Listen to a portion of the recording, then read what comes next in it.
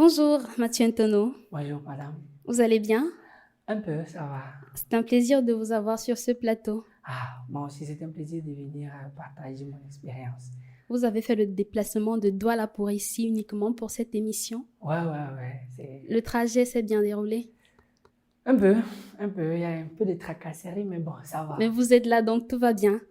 Alors avant qu'on entre dans le vif du sujet, je suis sûre que les téléspectateurs et auditeurs qui nous suivent voudraient savoir qui vous êtes. Alors, mes parents m'ont appelé Antonio Mathieu Fistel. Voilà, et aujourd'hui, je porte principalement 3 casquettes. La première casquette, c'est la double diplomation d'ingénierie. Je suis ingénieur en génie logiciel informatique décisionnel. Je suis ingénieur en big data aussi. La deuxième casquette que je porte, c'est développeur freelance en développement web et mobile, ce que je vais présenter aujourd'hui. Et aussi la troisième casquette que je porte, c'est le CEO d'une entreprise que nous avons nommée Chicosoft. D'accord. Voilà. Et voilà, pour ce qui est de ma formation, j'ai commencé la formation ici au Cameroun à l'Institut supérieur Sciento, où j'ai fait le génie logiciel, j'ai eu un DCEP. Et par après, j'ai voyagé pour la Tunisie, où j'ai continué la formation en ingénierie, en génie logiciel informatique décisionnel. Pourquoi avoir continué la formation en Tunisie? Est-ce qu'au Cameroun, il n'y avait pas d'école qui vous offrait ce que vous recherchiez? Pas vraiment, mais la recherche totale, non. Parce que, comme je dis toujours, il y a deux paliers. Il y a deux paliers de formation en Tunisie. Oui. Il y a la formation en génie logiciel qui existe ici au Cameroun, partout dans les universités, aussi dans les écoles privées.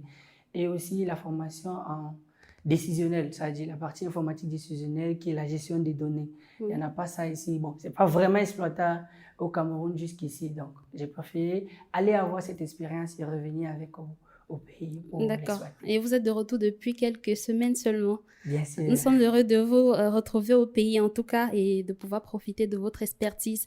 Et en parlant d'expertise, avec vous aujourd'hui, nous parlons de développement web et mobile. Ouais. Qu'est-ce que c'est concrètement si on doit avoir une brève description? Voilà, on va définir ça en deux paliers. D'accord. Le premier palier, c'est le développement web. Le développement web, c'est tout simplement la dénomination qu'on a donnée à la réalisation des applications et sites Internet, n'est-ce pas? Et le développement mobile, c'est la dénomination qu'on a donnée à la réalisation des applications pour les smartphones. Et les smartphones, on parle ici d'Android, iOS et aussi les Windows Phone, bon, qui ne sont pas vraiment exploités en Afrique. La différence entre ces deux types de développement-là, c'est quoi exactement? La différence entre ces deux types de développement, c'est tout simplement que l'un tourne dans le téléphone principalement et l'autre peut tourner que ce soit dans le téléphone pour ceux qui font du responsive design et aussi dans les appareils comme les ordinateurs portables aussi. Parce qu'après, le développement web, c'est la réalisation des trucs sur Internet. Oui. Voilà, donc ça fonctionne principalement avec Internet. Et aussi, le développement mobile, c'est la réalisation des choses qui concernent uniquement le téléphone. Oui. Voilà. Mais qu'on peut utiliser en extranet. Les sites internet, oui, on peut utiliser un extranet. Les applications? C'est peu utilisé au Cameroun déjà parce que la configuration du réseau et tout ce qui va avec. Voilà. On ne sait pas si c'est compliqué ou on ne veut pas utiliser, mais bon, on préfère dire on ne veut pas utiliser. Si je capitule quand même, si je fais un résumé, le site internet s'utilise avec internet et pourtant l'application mobile, c'est sans internet. C'est sans internet. Pas besoin forcément d'internet. C'est cela. Alors, quand on parle de site internet, puisqu'on parle de développement aujourd'hui, quand on parle d'un développement de site internet qui concerne le web, il y a ce qui est dynamique et ce qui est statique. Bon, quand on entend statique, dynamique, c'est quoi la différence exactement? Est-ce que ça veut juste dire qu'un site bouge et l'autre pas? Non, parce que c'est ce que le téléspectateur lambda comprendrait. D'accord? Non, c'est pas, quand on dit dynamique, c'est pas que le site bouge en fait. Voilà. Lorsqu'on dit qu'un site est statique, ça veut dire que tout ce qui a été développé, n'est-ce pas, ne peut jamais changer, peu importe la durée de temps. Oui. N'est-ce pas? Par exemple, si je prends un CV en ligne, un CV en ligne est modifiable approximativement à 3 mois, peut-être après une nouvelle formation ou alors après une nouvelle expérience, que ce soit le stage qu'on va venir développer. Donc, on peut faire ça en statique et garder juste pour qu'on ait un lien du CV en ligne, n'est-ce pas? Maintenant, le site dynamique qui a maintenant interaction, n'est-ce pas? L'utilisateur peut venir faire un commentaire et puis on peut répondre. L'utilisateur peut liker, un peu comme Facebook et tous les autres sites où il y a interaction vraiment avec les utilisateurs. Et c'est possible de modifier également quand Oui, on veut bien sûr pour les propriétaires, contrairement au site statique. Contrairement au site statique, oui. Oui. Le site statique, si on veut modifier, on est obligé de faire recours au développeur. Alors qu'un site dynamique, voilà, tu n'as pas besoin du développeur. Le développeur peut probablement te faire peut-être un dashboard juste pour contrôler ton site internet. Je prendrais ici par exemple les sites pour le journal. Oui. Chaque jour, il y a les nouveaux dossiers, comme on dit souvent. Voilà, comme chaque jour, il y a les nouveaux dossiers, il faut actualiser le site. Et tu ne vas pas appeler le développeur chaque jour pour le faire à ta place de façon statique. Donc, il te faut une interface où tu vas générer ces données-là pour modifier le site internet. Oui, parce qu'appeler le développeur à chaque fois, ça comporte comporte des coûts. C'est coûteux. Donc, il vaut mieux avoir un site dynamique. Ouais. Et pour développer un site web, principalement, quel est le kit dont le développeur a besoin? Pour développer un site web, en termes de langage de programmation, bien sûr. Oui, voilà. Pour développer un site, tu as besoin d'un environnement de développement, n'est-ce pas, de ton choix. Chaque développeur a ses préférences. Voilà. Et tu as aussi besoin de plusieurs navigateurs pour pouvoir tester sur plusieurs navigateurs. Parce qu'après, l'affichage n'est pas identique dans tous les navigateurs. Donc, tu as besoin d'environnement de développement et des navigateurs. Pour ce qui est des langages, si c'est un développeur front-end, il a besoin de langages front-end, c'est-à-dire HTML, CSS, JavaScript et aussi parfois Bootstrap pour pouvoir aider à faire des choses rapidement. Voilà. Mais pour le développeur back-end, on est toujours sur le web, n'est-ce pas? Pour le développeur back-end, en dehors des environnements de points et des navigateurs, et principalement aussi l'environnement de développement, il a besoin de connaître les langages back-end.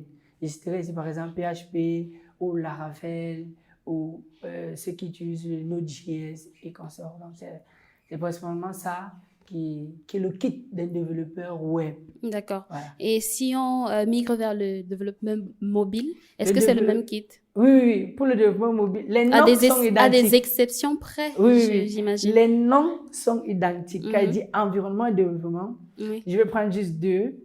L'environnement de développement que j'utilise pour le web, c'est Visual Studio Code. L'environnement de développement que j'utilise pour le mobile, c'est Android Studio. Donc, tout ça, c'est appelé environnement de développement. Voilà. Donc, pour le développeur mobile, il a besoin de l'environnement de développement naturellement, n'est-ce pas? Il a aussi besoin des téléphones pour faire des tests. Parce qu'après, si tu utilises juste un téléphone, c'est un affichage précis que tu vas obtenir. Voilà. Et aussi, dans l'environnement de développement que moi j'utilise, Android Studio, on a la possibilité d'avoir l'émulateur. L'émulateur, c'est tout simplement un téléphone, mais qui tourne sur ordinateur. Voilà. C'est principalement ça que l'on a besoin.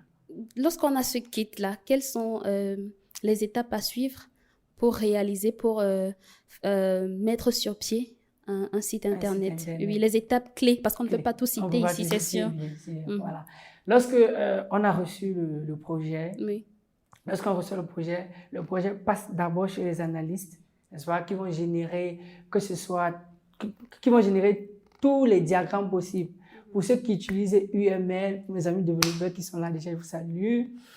Pour ceux qui utilisent UML, n'est-ce pas, c'est un langage de modélisation. Voilà. Ça génère des diagrammes. On a par exemple deux diagrammes qui sont très utilisés, le diagramme d'interface et le diagramme de cas d'utilisation. Voilà. Ces deux diagrammes-là vont permettre de passer à la deuxième étape. La deuxième étape sera la configuration des bases de données pour le document de diagramme de classe, n'est-ce pas? Et pour le document de diagramme d'interface, c'est la génération des interfaces par l'UI et UX designer. Donc, c'est le designer qui fait ce travail-là. Lorsque les deux ont terminé, ou alors lorsque l'un d'eux a terminé, mais principalement le designer, lorsqu'il a terminé, il envoie ça chez les développeurs pour passer à la réalisation, c'est-à-dire le code proprement dit. C'est-à-dire là, le développeur va prendre les interfaces qui sont plus ou moins des images, n'est-ce pas, et il va transformer en application en utilisant du code et certains langages de programmation. Voilà. Donc, c'est ça le circuit. Et après, on va passer à ce qu'on appelle le déploiement, qui va permettre à ce que l'application soit publique pour tout le monde. Le déploiement des applications mobiles se passe principalement sur Play Store pour ceux qui utilisent Android. Et le déploiement des applications web se passe sur des serveurs.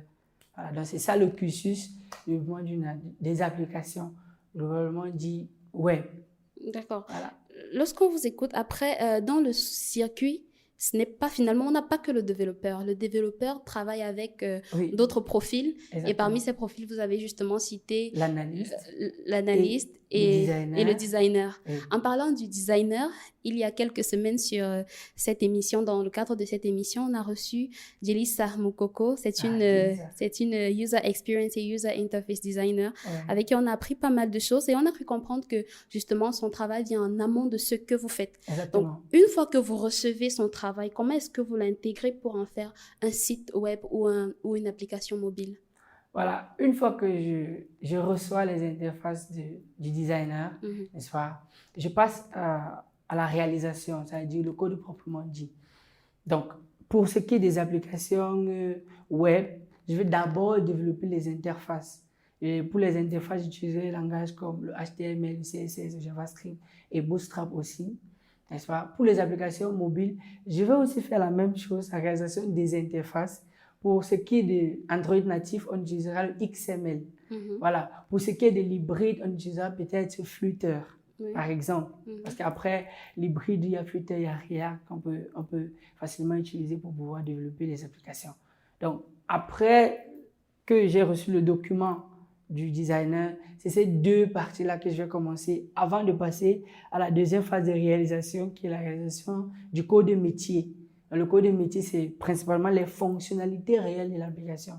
Parce qu'après, le développeur front-end, il réalise juste ce qu'on va voir, n'est-ce pas? Et le développeur back-end, c'est lui qui va réaliser réellement l'application proprement. Vous faites les deux? Les fonctionnalités. Les deux, en web, non. Mais en mobile, oui. D'accord. Oui.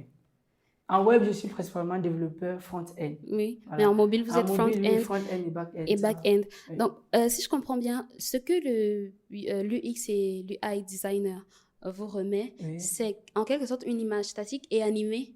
Il y a des images animées, il y a des images statiques qui dessinent, qui montrent la forme du site. Et c'est à travers des codes que vous allez réaliser. Exactement. Mais là, après, ça dépend. Oui. Ça dépend. Parce que si on fait, si elle vous renvoie des images animées, elle dit que principalement, il y a certaines animations précises qu'il faut faire pour respecter le user experience.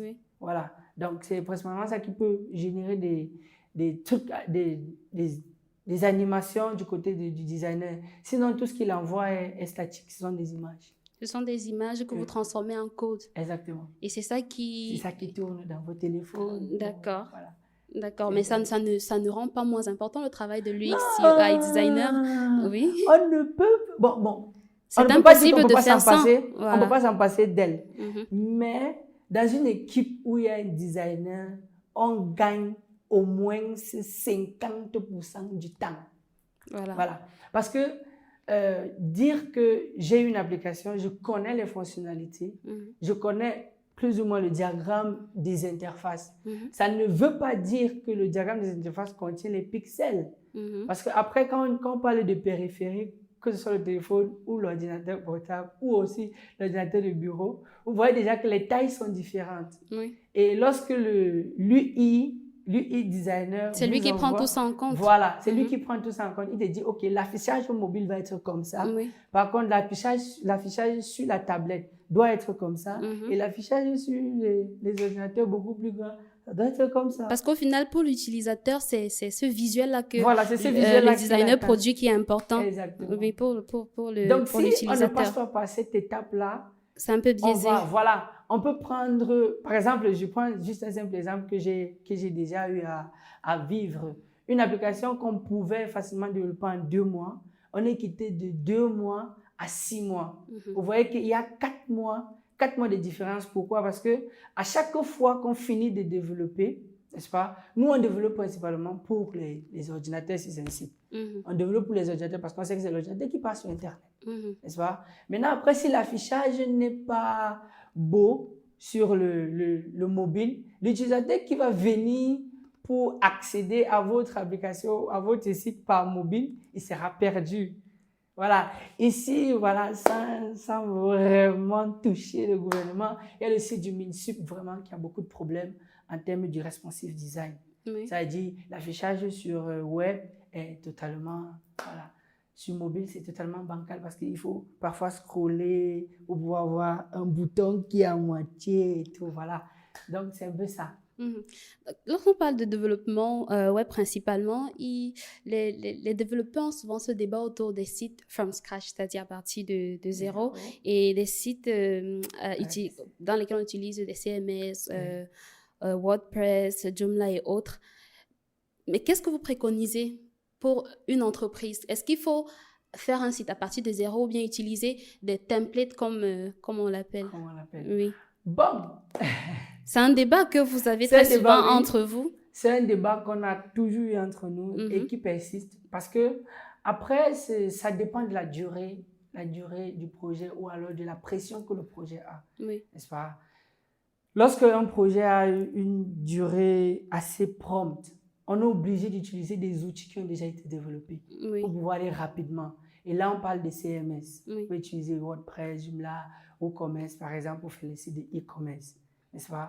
Là, c'est qu'il y a déjà des trucs préfaits. Par exemple, le code pour le bouton, si c'est par exemple 3 lignes, tu ne vas pas rédiger ces 3 lignes de code. Tu vas juste porter un bouton et déposer à l'emplacement où il faut. Et là, ça te génère le code. Donc, ce n'est pas toi qui code en fait. Par contre, from scratch, comme on dit souvent de zéro, c'est que c'est toi qui code la chose. C'est-à-dire, tu as la main mise sur tout, que ce soit les arrondis, que ce soit, voilà. Il n'y a pas de restrictions vraiment promptes. Tu maîtrises le travail de A à Z, quoi. Bien sûr. Oui, parce que tu as tout fabriqué de toi-même.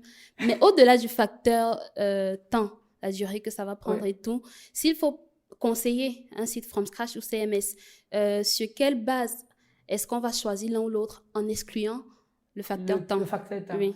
Sur quelle base? Aucune. Pourquoi? Parce que moi, je préconise le from scratch. En tout cas, pour mon entreprise, je préconise le from scratch. D'accord. Pourquoi? Parce que avec le from scratch, tu maîtrises l'application, le site de bout en bout. Que ce soit la sécurité, que ce soit la disposition des boutons, que ce soit les arrondis des boutons. C'est vrai qu'il y a certains qui sont en train de travailler dessus. Par exemple, comme WordPress, ils travaillent beaucoup sur la prise en main, sur l'interface proprement dite, pour que voilà, tu essayes d'avoir ce que tu veux, mais il y a toujours des contraintes. Il y a toujours des contraintes dans la mesure où si je veux l'arrondir à 50% et que le CMS ne me propose pas l'arrondir à 50%, je suis obligé de faire avec ce que le CMS me propose. Donc du coup, chez nous à Ticosoft, on commence principalement tout from scratch. Il n'y a que le facteur temps à Ticosoft qui permet à ce qu'on passe au CMS. Sinon, on fait tout from scratch parce que voilà, après, je ne veux pas que le client vienne me dire on a lancé une publicité au niveau de la bannière alors que ça avait mon numéro de téléphone, les utilisateurs n'ont pas pu voir. Ça, ce sont les inconvénients quand on a des templates. Des CMS. Est-ce que c'est possible pour un développeur de créer lui-même ces templates à partir de from scratch, de créer ces templates from scratch et de proposer, par exemple, aux clients, tout en sachant que ça se présente comme un template, mais je maîtrise le site parce que je l'ai conçu moi-même. Oui, bien sûr. C'est quand je dis à Ticosoft, on fait du from scratch. D'accord. Ça ne veut pas forcément dire que lorsque tu arrives, c'est là où je commence, n'est-ce pas? Parce que depuis que nous avons commencé, ça fait quand même 4 ans aujourd'hui, n'est-ce pas? On travaille jour et nuit. Travailler jour et nuit, ce n'est pas comme si j'ai des projets tout le temps. Travailler jour et nuit veut dire qu'il y a des sites que je prépare en avance. D'accord. Par exemple, si tu veux un site d'entreprise, j'ai au moins déjà 3 sites d'entreprise que j'ai déjà développés. Maintenant, lorsque tu arrives, je remodifie juste peut-être les couleurs, peut-être les logos. Parce que après tous les templates que j'ai fait, c'est avec mon logo que je travaille, je n'ai pas ton logo vu que je ne te connais pas encore. Voilà. Donc, on développe comme ça des templates, mais des templates propres à nous. C'est-à-dire, on a commencé le template de from scratch. Maintenant, lorsque c'est un template que vous maîtrisez. Exactement. Lorsque tu arrives, on te propose les différents templates que nous avons déjà développés. Si aucun choix ne vous convient, on commence alors avec le designer qui va générer les interfaces, vous présenter jusqu'à ce que ce soit suitable for you. Comme je dis souvent, bon, l'anglais, c'est un langage qu'on ne peut pas s'en passer, en fait. Donc, jusqu'à ce que ce soit suitable pour le... Jusqu'à ce que ça vous convienne. Voilà, jusqu'à ce que ça convienne aux clients avant de passer au développement. Voilà. Donc, traverser cette étape-là, c'est que je vous présente les différents templates que nous avons et puis vous faites un choix. Lorsqu'on a un site web, est-ce que c'est essentiel d'avoir une application mobile? Et pourquoi?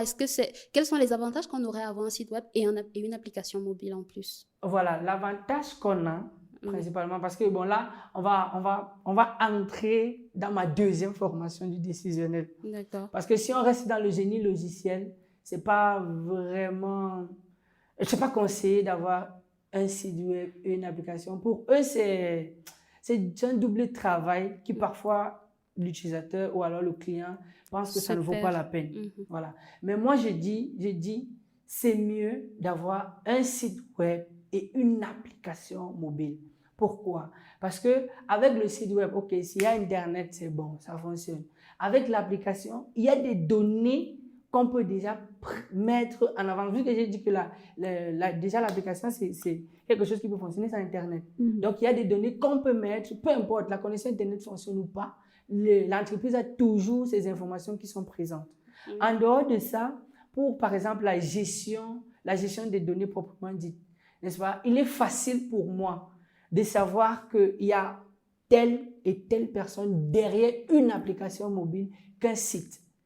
Parce que, par exemple, moi, je peux me connecter avec l'ordinateur de mon ami qui a Etougébé, par exemple. Voilà, sur le cPanel, par exemple, si je veux savoir le nombre d'utilisateurs, sur le cPanel, on va me donner la localisation d'Etougébé. Même si c'est 1000 personnes qui ont utilisé ce périphérique-là, n'est-ce pas? C'est identique pour les téléphones mobiles, sauf que le téléphone mobile reste privé. Ça veut dire on ne va pas donner à tout le monde. Or, l'ordinateur, on peut donner à tout le monde. Donc, ce qui veut dire qu'il y a plus... Les données sont beaucoup plus précises lorsqu'on a une application mobile que lorsqu'on a un site Internet. Ce qui peut être très intéressant pour ceux qui font dans l'e-commerce, par exemple. Exactement. C'est plus intéressant. S'il faut choisir l'un ou l'autre, qu'est-ce qui serait plus intéressant? S'il faut choisir l'un ou l'autre, si quelqu'un fait du e-commerce, je te conseille vivement une application au lieu d'un site e-commerce. Sur Internet, ces jours, on voit des offres de réalisation des sites à pratiquement 50 000 francs. D'accord. Est-ce que c'est bénéfique pour vous, pour votre marché? Bon, J'en ai vu à 30 000 francs d'ailleurs. Pour mon marché, vraiment, c'est dénigrer le développeur. En réalité, c'est dénigrer le développeur. Et ceux qui font ça utilisent généralement les CMS. C'est-à-dire, ils ne vont pas aller from scratch. Et vous allez dire, bon, je veux un blog. Ok, je passe sur WordPress, je choisis un blog gratuit. Et après, ça manque d'originalité parce que après plusieurs personnes peuvent utiliser ça. Exactement. Après, ça manque d'originalité. Ça manque de personnalité même après. Parce que après, on dit chaque personne a sa touche personnelle sur sa chose. N'est-ce pas? Elle dit, si je commence avec toi et puis je te propose un service de 50 000, ça veut dire je ne vais pas trop peiner à savoir qui tu es, ce que tu veux. Vraiment, je vais prendre quelque chose qui est déjà préfet, je change les couleurs en fonction de ce que tu veux et je te remets. Ça, c'est 50 000. Et c'est faisable. Moi-même, quand je me fâche, je peux te faire ça même à 15 000, 20 000. D'accord. Mais sauf que je me fâche rarement. D'accord. Voilà. Donc, et maintenant, de l'autre côté, je dirais que c'est vraiment pas bien. Pas bien, pourquoi? Parce que après, ça dévalorise même le métier en fait. Parce que, disons par exemple, quelqu'un qui propose un site de 50 000, lui, il a peut-être la chance d'avoir une entreprise qui tourne déjà avec plusieurs applications en annexe, n'est-ce pas, qui lui génère de l'argent. Donc, il n'a vraiment pas besoin de ça. C'est juste pour un passe-temps et avoir quelques sous. Maintenant, celui qui vit du domaine, c'est-à-dire il vit vraiment du développement web, c'est un problème parce que après, s'il a un client de 50 000 après 2 mois, ça ne fait pas la chose avec les factures qu'il faut payer, la connexion Internet qu'il faut mettre, les recherches qu'il faut faire pour pouvoir évoluer. Parce qu'après le développement, ça évolue chaque heure, je dis souvent. À chaque heure, il y a une nouvelle chose qu'on vient de créer. Il y a une nouvelle façon de faire les choses. Si, comme des formations au Cameroun, sans dénigrer vraiment, comme si vraiment on fait des trucs avec des langages comme VB6 que j'ai fait au DCEP, qui n'est plus utilisé. Donc, après une formation, des choses qui sont dépassées, parce qu'on n'actualise pas toi aussi, le développeur, tu deviens obsolète. Parce qu'après, les gens veulent les choses qui tournent rapidement. Si toi, tu es encore dans les anciennes méthodes, ça va avoir ce coup de temps-là dans la rapidité. Mais dans ce coût-là, quand même, 30 000 francs, 50 000 francs, il n'y a pas le coût de l'hébergement? Non, je pense pas. Pas souvent. Je pense pas. Déjà, ça dépend. Comme je dis souvent, ça dépend. Il y a des entreprises qui ont déjà des domaines. Oui. Et lorsqu'ils te proposent un service de 50 000 avec hébergement, c'est qu'ils te D'accord. mettent comme sous-domaine. N'est-ce pas? Parce que vraiment, moi, comme je dis, je peux faire ça. Quand je me fâche, je fais ça 25 000, 30 000. Oui. N'est-ce pas? Oui. C'est que je te propose un sous-domaine qui est le sous-domaine de mon entreprise. C'est-à-dire, si par exemple, on veut un site avec Mathieu Tono, tu auras Chicosoft Solution, Mathieu Tono. Ah, mais là, tu n'as vraiment plus d'identité Voilà. sur l'entreprise. Après, c'est pour ça que je dis, il n'y a pas la chose. La chose que tu veux. Je veux quelque chose pour moi, mais tu me proposes quelque chose qui a déjà une entreprise en avant. Oui, tu ferais de la publicité pour cette entreprise. Il y a aussi des hébergeurs gratuits que certains utilisent. Sauf que les hébergeurs bâtis, comme je dis, c'est des sous-domaines. Par exemple, Iroko, dans toutes les applications que vous allez voir, Iroko a point quelque chose. Ça veut dire qu'il a utilisé la version gratuite. D'accord. Voilà. Donc, c'est ça. Et en parlant d'hébergement, pourquoi la majorité des Camerounais hébergent à l'étranger et pourtant on a notre point CM ici contrôlé par l'Antique? On a notre point CM contrôlé par l'Antique. C'est vrai, on héberge à l'extérieur pour principalement deux questions, deux problèmes. Voilà. Le premier problème, c'est qu'on est déjà en train de résoudre plus ou moins parce qu'il y a des formations en sécurité informatique qui essayent de faire avancer les choses. Voilà. Donc, le premier problème, c'est la sécurité que le Cameroun est déjà en train de résoudre plus ou moins. N'est-ce pas? Sécuriser les données, les données qu'on a hébergées dans le serveur. Le deuxième problème, c'est le climat. Voilà. Parce qu'au Cameroun, il fait principalement chaud. Voilà, on a chaud presque tout le temps. Le climat tropical. Voilà, le climat est beaucoup chaud. Et les serveurs, parce que quand on héberge dans un serveur. Les serveurs sont des choses qui tournent H24, 7 sur 7. Et parfois avec une grande vitesse de calcul. Une grande vitesse de calcul veut dire qu'il y a des choses qui vont chauffer, il faut refroidir. Donc, pour avoir une salle de serveur au Cameroun, il faut avoir impérativement des climatiseurs pour climatiser, pour refroidir la salle. Voilà. Donc, en Antarctique, ils ont la chance, voilà, d'avoir un climat très froid, déjà, où on peut mettre les serveurs et se passer de la charge électrique des climatiseurs. Moi, je vois par exemple les serveurs de Facebook qui sont au pôle Nord. Voilà. Ce sont des grandes salles. C'est même encore déjà dans l'eau. Non. Je veux dire, au Cameroun, c'est pratiquement pas possible parce que même si on a des climatiseurs avec des problèmes d'électricité, beaucoup d'électricité, voilà, et aussi les coupures et tout, c'est pratiquement impossible d'héberger à plein temps au Cameroun. Pensez-vous quand même qu'il soit possible de vivre de ce métier avec tous les problèmes qui tournent autour au Cameroun, de développer et de vivre uniquement de ça? Uniquement de ça. En freelance, je dirais, c'est problématique. Oui. En freelance, c'est problématique, mais un développeur qui s'assoit dans une entreprise et qui a son salaire à la fin du mois, il est peinard. D'accord. Voilà, quand l'entreprise est sérieuse aussi. Vous pensez qu'il y a pas assez de demandes sur le marché? Quand vous dites en freelance, c'est pas possible? Oui, en freelance, c'est pas possible. Pourquoi? Parce que pour avoir un projet en freelance au Cameroun principalement, parce qu'après, j'ai pas encore fait l'expérience d'une plateforme des freelancers, contrairement à la Tunisie ou à l'Europe, n'est-ce pas? Il n'y a pas vraiment un endroit où on va dire ceci, ils font uniquement dans le développement, n'est-ce pas? Ok. Maintenant, quittons de ce facteur-là. Pour avoir un projet, il faudrait que j'ai peut-être une amie qui me propose, ou alors qui propose mes services à peut-être son boss, ou alors quelqu'un qu'elle connaît, ou que j'ai un projet. Et après, passer par ce canevas-là, c'est dire que j'aurai un projet peut-être après 3 mois, après 6 mois. Et les projets, quand c'est bien payé, on peut te dire peut-être 250 000, 300 000. Disons 300 000 sur 3 mois, ça veut dire que tu évalues à 100 000 au mois. Avec tous les coûts de ce qu'il faut pour pouvoir subvenir à nos besoins personnels, aux besoins peut-être de la famille, pour ceux qui sont des piliers. Donc ça devient compliqué. Vous, en tant que développeur au Cameroun, quels sont les défis auxquels vous faites face au quotidien?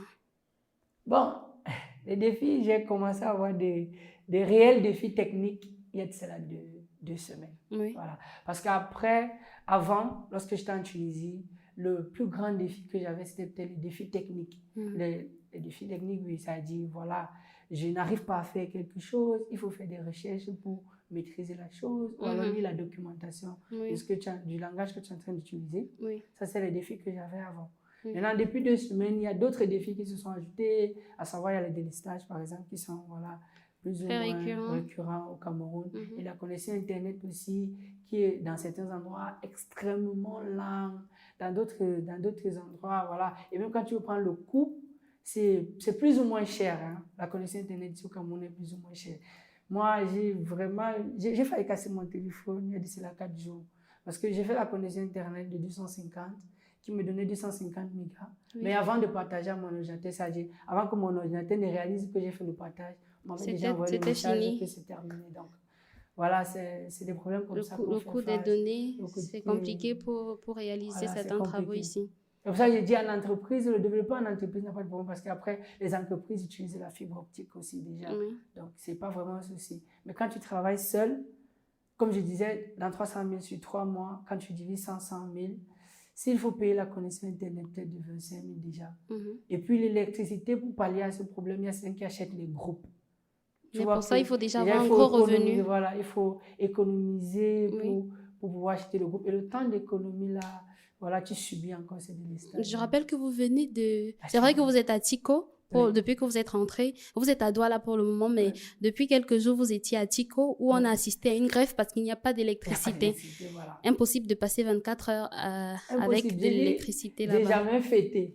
Parce qu'en Tunisie, j'ai fêté 3 ans et demi. Bon, en même temps, on est au Cameroun, on n'a pas les mêmes réalités, on ne peut pas vraiment faire ce parallèle-là. On accepte. Voilà, on ne peut pas faire ce parallèle-là. Il y a Grainéo.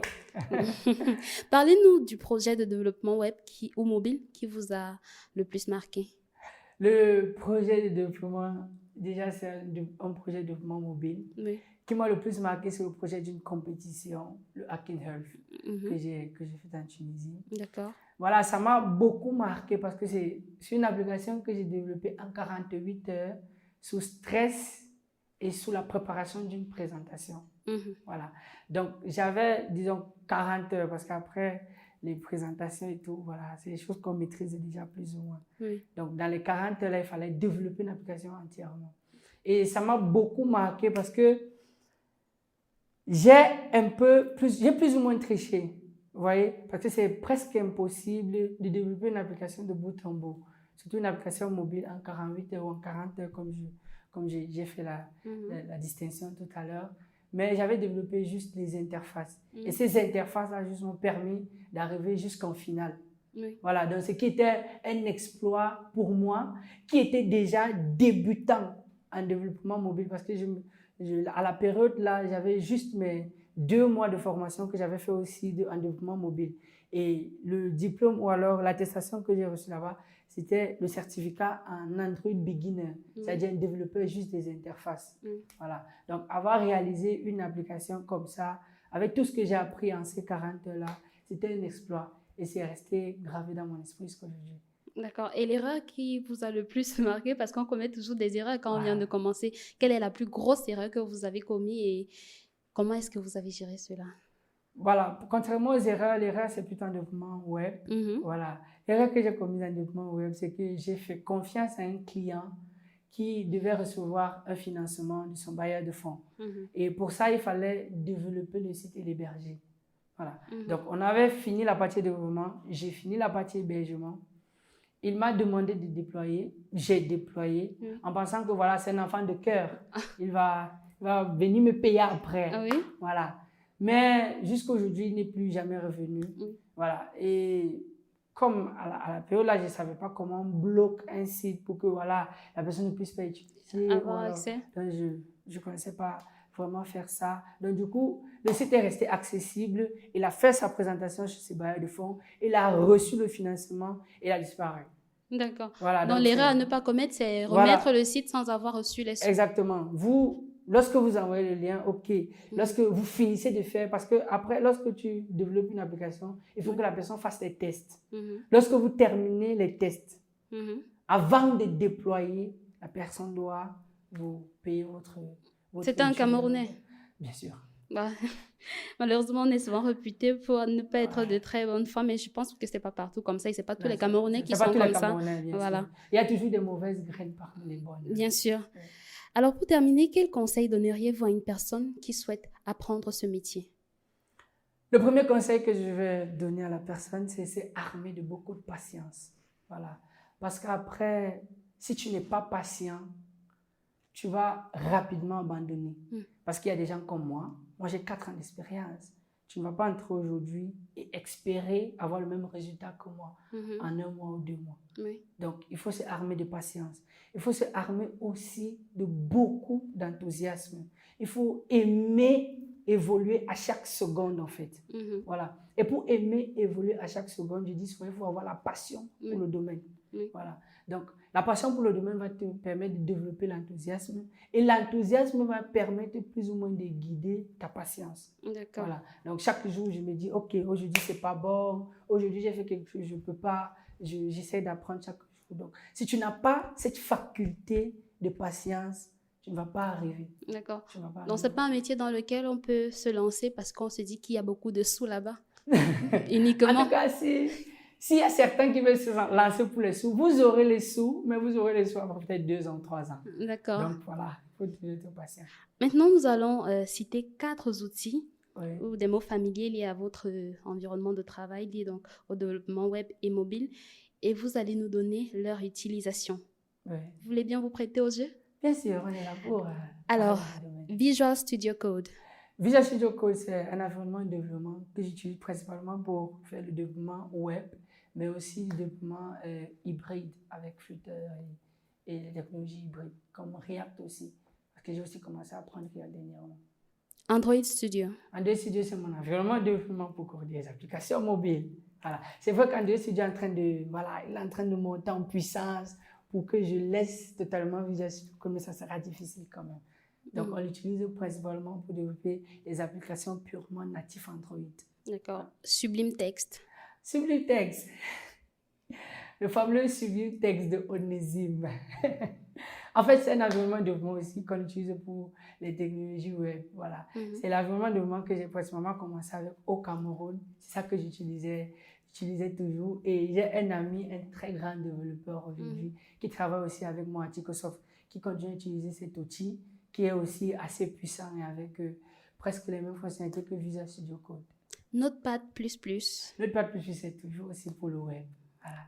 C'est les outils que j'utilise pour le web. Et c'est ça les outils que j'ai commencé à utiliser. Qu'est-ce qu'on fait dans le web avec l'outil Voilà, c'est la réalisation, la partie rédaction du code. D'accord. Voilà, parce que c'est lui qui peut permettre d'interpréter ce code-là pour que ça devienne quelque chose d'application, d'utilisable pour l'utilisateur, n'est-ce pas? Et Notepad++, en termes de conseils pour les développeurs, je demande à chaque développeur, parce que après, pour le développement web, il y a beaucoup d'outils, n'est-ce pas? Mais je conseille vivement à tous les débutants. Donc, si tu es dans tes débuts, je te conseille, il y a Blocknote. Blocknote qui est l'éditeur qui vient par défaut avec le système de notation. Autant pour moi, voilà. Donc, il faut l'utiliser pourquoi? Parce que lui, il n'a pas les raccourcis. Donc, tu es obligé d'écrire tout de bout en bout. C'est-à-dire, au fil du temps, tu commences à maîtriser tout vraiment. Et puis, les raccourcis viennent seulement pour la rapidité. Et ça, maintenant, Notepad++ aussi, ça, c'est un autre outil qui permet aussi aux débutants de maîtriser tout ce qu'il rédige. C'est vrai qu'il est en train d'évoluer, mais sauf qu'avec Notepad++, ce qu'il a de plus sur Blocknote, c'est qu'il a les couleurs déjà qui sont différentes avec la syntaxe et le texte rédigé. Donc, ça te permet de voir que les couleurs changent. Et puis, s'il y a erreur, voilà, tu peux facilement dénicher l'erreur. Et voilà, on parlait de Notepad. Quand on a un passionné, après, un petit jeu se transforme en cours. C'est ça? Alors, Mathieu Tonneau, merci d'avoir accepté de répondre à nos questions, d'avoir fait le déplacement de Douala jusqu'ici. Nous avons été très, très heureux de vous avoir sur ce plateau. Et Digital Profile vous souhaite bon vent dans votre métier. Merci aussi à vous de m'avoir donné l'opportunité de parler de ce que j'aime, de ce que je fais et de ce que je veux mourir à l'intérieur.